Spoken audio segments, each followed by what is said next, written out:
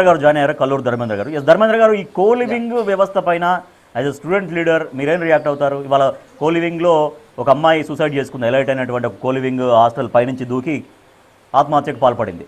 అంటే కో లివింగ్లో వాళ్ళు వచ్చినటువంటి పర్పస్ ఏంటో, ఆ వచ్చిన తర్వాత ఆ లోపల ఉన్నటువంటి వాళ్ళిద్దరి మధ్య కొంత వ్యక్తిగతంగా కొంచెం తగాదాలు రావడం, కొంచెం ఇబ్బందులు రావడం, తద్వారా ఇవాళ ఒక అమ్మాయి సూసైడ్కి పాల్పడింది. సో ఏం జరుగుతోంది, వీటిపైన మీ రియాక్షన్ ఏంటి? రాజేష్ గారు నమస్కారం. ఏదైతే వ్యక్తి ఒక సామాజిక అంశం మీద ఈరోజు కో లివింగ్ హాస్టల్లో జరుగుతున్నటువంటి ఉదంతాల మీద మీరు చర్చ తీసుకున్నారు. దానికి మా all India youth federation Telangana రాష్ట్ర సమితి నుంచి మీకు ముందుగా బిగ్ టీవీ వారికి కూడా ప్రత్యేకమైనటువంటి అభినందనలు. ఎందుకంటే ఈ కో లివింగ్ హాస్టళ్లు వచ్చిన తర్వాత పూర్తిగా కుటుంబ సామాజిక వ్యవస్థల్ని పూర్తిగా భిన్నంగా వ్యవహరిస్తుంది. దీన్ని మేము ప్రధానంగా వ్యతిరేకిస్తున్నాం. ఎందుకనంటే ఈ కో లివింగ్ హాస్టల్ వ్యవస్థ ఏర్పడడానికి ప్రధాన కారణము ఈ ఉద్యోగస్తులు లేకపోతే చదువుకున్నటువంటి యువతకు విద్యార్థులకు ఒక నివాస యోగం కావాలి.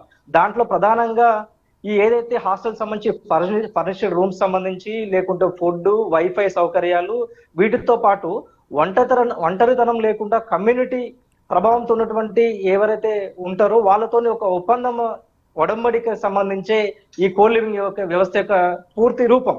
కానీ ఈరోజు చూస్తే ఈ కో లివింగ్ ఘటనకు సంబంధించి నిన్ననే ఏదైతే మురళీ దుర్గా అనేటువంటి 23 సంవత్సరాల సంబంధించినటువంటి ఒక అమ్మాయి నిన్న 5 అంతస్తుల భవనం నుంచి దూకి చనిపోవడం అనంటే దీంట్లో ప్రధానంగా కో లివింగ్ సంబంధించి ఆ హాస్టల్ యాజమాన్యాన్ని కూడా దీంట్లో ఎఫ్ఐఆర్ నమోదు చేయాలని చెప్పి మేము ఏవేవి డిమాండ్ చేస్తున్నాం. ఎందుకంటే సాయి కుమార్ సరే వీరిద్దరి మధ్య సరే ప్రేమ వ్యవహారం ఉందా లేకుంటే మరొకటి ఉందా అని పక్కన పెడితే ఈరోజు చూడండి కో లివింగ్ వ్యవస్థ వచ్చిన తర్వాత పూర్తిగా భద్రతా నియమాలు కూడా పాటించడం లేదు.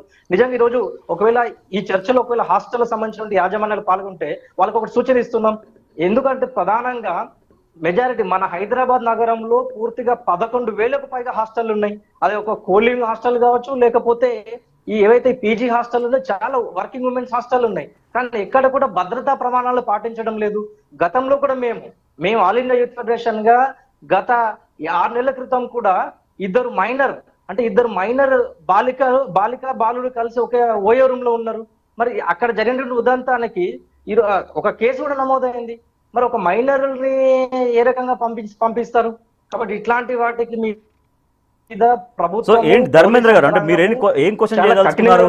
అంటే ఇప్పుడు కో లివింగ్ సిస్టమ్ ని క్వశ్చన్ చేస్తున్నారా? కో లివింగ్ కావచ్చు, మీరు ఇప్పుడు మాట్లాడిన ఓయో వ్యవస్థ కావచ్చు, వాటిని క్వశ్చన్ చేస్తున్నారా? లేదంటే ఇటువంటి ఘటనలు కాకుండా జాగ్రత్తగా ఉండాలి అనేది మాట్లాడుతున్నారా? ఎందుకంటే మీరు క్వశ్చన్ చేయడానికి అయితే లేదు. ఎందుకంటే చట్టం అనేది సుప్రీంకోర్టు నుంచే గైడ్ లైన్స్ ఉన్నాయి. సో ఇద్దరు మేజర్స్ కలిసి ఉండొచ్చు అనేది చాలా క్లియర్ గా సుప్రీంకోర్టు గైడ్ లైన్స్ ఉన్నాయి. అదే సార్, మన చట్టంలో పరిధిలో ఉండే అంశాలను ఒకవేళ తీసుకున్నట్లయితే సుప్రీంకోర్టు ఒక రకంగా వ్యవహరిస్తుంది. కానీ ఈ హాస్టల్ నిర్వాహకులు పూర్తిగా దీన్ని ఒక గమనంలో తీసుకోవట్లేదు. మరి నిన్న జరిగినటువంటి ఘటనకు బాధ్యులు ఎవరు? మరి బాధ్యులు కేవలం ఆ సాయి కుమార్ ఒక వ్యక్తేనా?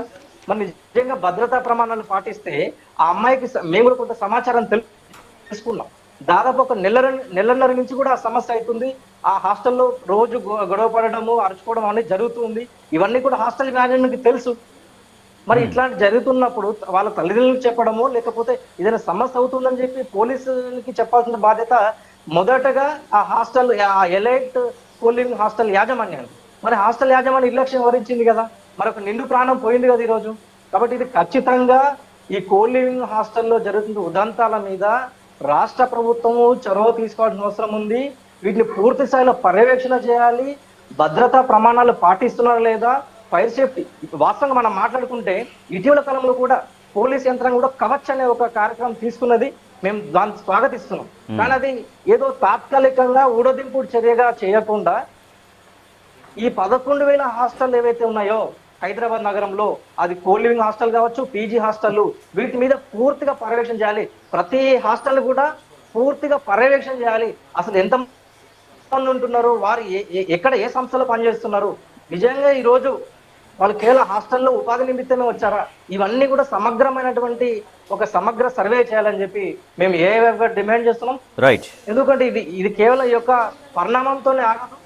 కాబట్టి దీనికి పూర్తిగా రాష్ట్ర ప్రభుత్వానికి కూడా మా విజ్ఞప్తి ఏంటంటే ఈరోజు హైదరాబాద్ నగరంలో మొత్తం అనేక రాష్ట్రాల నుంచి కూడా వచ్చి ఇక్కడ ఉపాధి కోసం ఈరోజు పనిచేస్తున్నారు. వారికి నిర్దిష్టమైనటువంటి నివాస యోగ్యం ఇవ్వాలంటే వర్కింగ్ ఉమెన్ హాస్టల్స్ ని పూర్తిగా బలోపేతం చేయాలి. మాట్లాడదాం ధర్మేంద్ర గారు. సో వర్మ గారు ఏదో పాయింట్ చెప్దాం అనుకుంటున్నారు.